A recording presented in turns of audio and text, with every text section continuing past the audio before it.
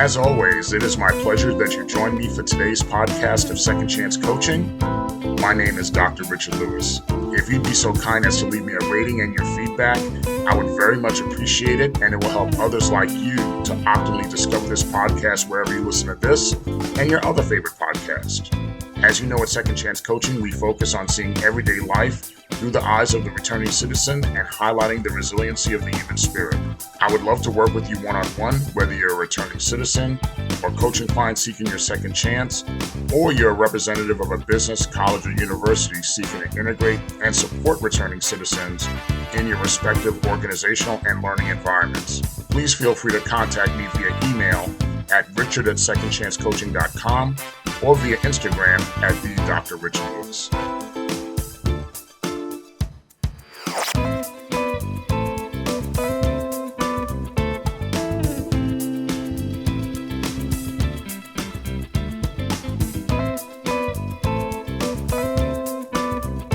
Welcome back to another episode of Second Chance Coaching for our Season 3 premiere week. I decided to do a little something different, and now I have 2 episodes this week. So welcome again and happy Friday. Wanted to talk to you guys today about betting on yourself. If you're a sports fan, a lot of times we bet on our favorite teams when playing games during the season, or we bet on the Super Bowl or the NCAA championship, or various other championship sports. Even when the lotto jackpot reaches a certain high level, we bet on the jackpot and even enter the office pools with the hope of hitting that big money mark. Even though realistically, the mathematical statistics tell us it's nearly impossible, and we put money on these sporting events and the lotto jackpot that are 100% out of our control.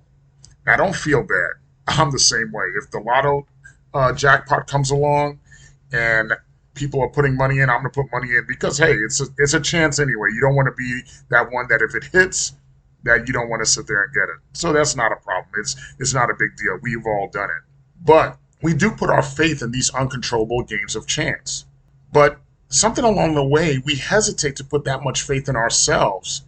And we essentially hesitate to bet on ourselves. And in some cases, we don't ever bet on ourselves. Why does that happen? Why do we do that? Especially, if you think about this, especially when it's our determination, our confidence, our desire, our faith, our effort, our engine, we're in 100% control of that. We are 100% controlling these things that we do. But maybe our hesitation is based on someone telling you that you're not good enough, or you're too big, you're too small, you're not smart enough. Why do we let that garbage enter into our thoughts? 10 times out of 10, when someone throws that garbage at you, they are projecting their own insecurities upon you. You're not good enough. Says who? The insecure person who says someone with a criminal conviction is not good enough to date? The coworker who is so inadequate they have to build themselves up by tearing you down? The boss who always says it's never good enough no matter what you do?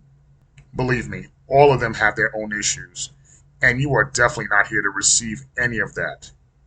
Reverse that, and tell them, and tell yourself first, you're not good enough to date me. It is your work product that is so bad that you have to deflect upon me your insecurities.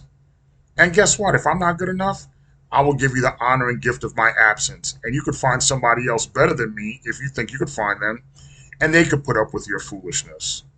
Oh, so you're too big? No, sir. No, ma'am. You're too small for my presence. Well, I'm too small? No, you're just not sharp enough to see the beauty and the details of what's in front of you. I'm not smart enough? I have enough degrees and or life experience to completely run circles around you, and smart enough for you to be permanently dismissed from my life. It's hard to keep your mentality on betting on yourself, but just like negative forces come at you relentlessly, you have to exhibit the self-care and resiliency to pour the goodness and love into yourself. And in addition, there'll always be somebody, there'll be that one person who has your back and will pour the goodness and love into you. And that will transform into the sustainable confidence for you to make that bet on yourself that you are 100% in control of. Let me share something with you. In the beginning of 2020, in the first 2 months of 2020 prior to the pandemic, at this time it's less than a year removed from mom's passing, less than a year removed from my sister and niece's relocation out of state. And at this time, the vultures at work are circling nonstop above me, and they're seeking and they're smelling blood. So much was going on, from a rebellious staff, a lot of colleagues enjoying the sideshow from the peanut gallery, and a boss who was pretty unsure of their future at the institution. It certainly was not the optimal time to think my confidence would be on level 10, and it certainly was not. In the midst of feeling alone and attacked, I felt it was a time to be still, reflect, and pray, and really waiting for the answer to come to me while so much chaos surrounded me at a time, once again, I never felt more alone in my life. And there were days that to get out of bed was emotionally draining and physically challenging. The hits continued to come. My boss was let go, and then I was assigned to run the entire division on my own. Then after that, a small reprieve came about when our spring break arrived. And I spent that week thinking about what it is that I should do next, how I should approach things next. And I felt at that moment that I felt I needed a fresh start. A fresh start was what I needed. I proceeded to start to look for new opportunities all over the country and within the institution. And as I was starting to look for those opportunities, I started to get interviews, and then subsequently we returned from spring break.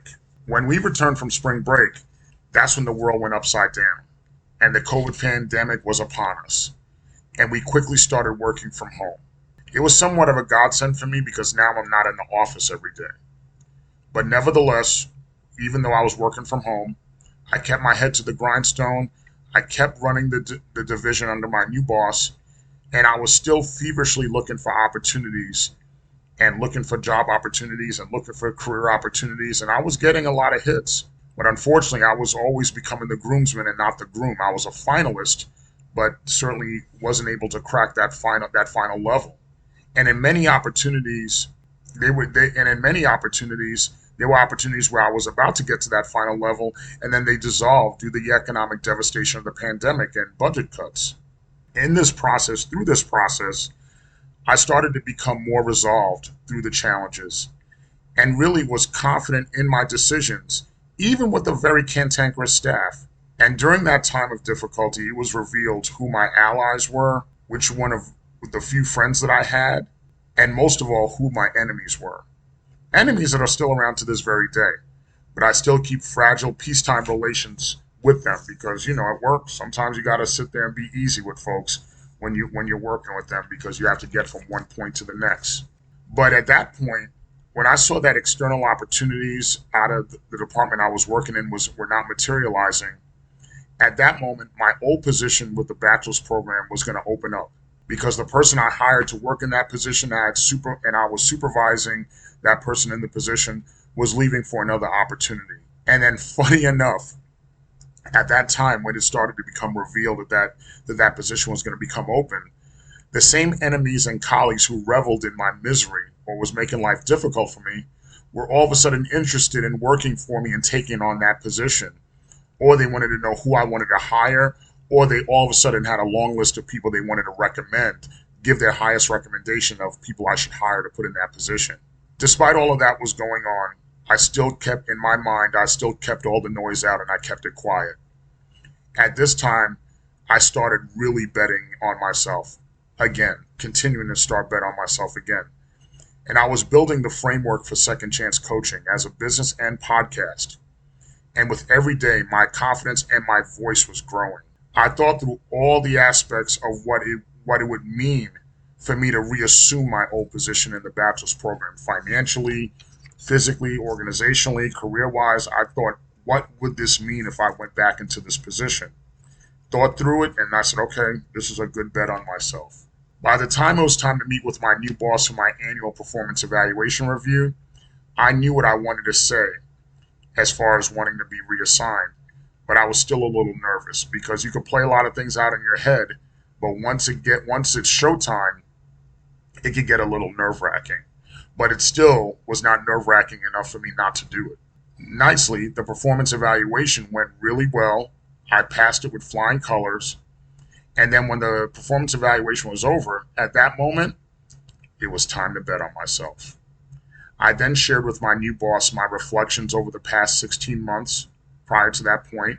I shared a lot about being a custodian of my mental and physical health, and then the bet on myself came down. I made the request to be reassigned.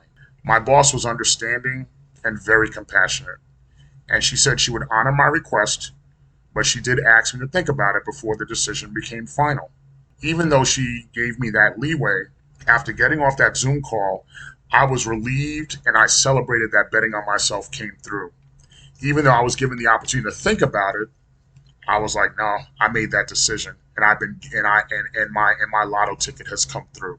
Over the next few weeks, I was asked by others to reconsider. There was at that point there was a lot of organizational restructuring going on, and now there was going to be different people that I would report to, and my reporting line would be different. So I was asked by people in that structure to reconsider and not accept the reassignment, and they would and I got a lot of assurances and things of that nature, and there was nothing against them, but I knew where I wanted to be.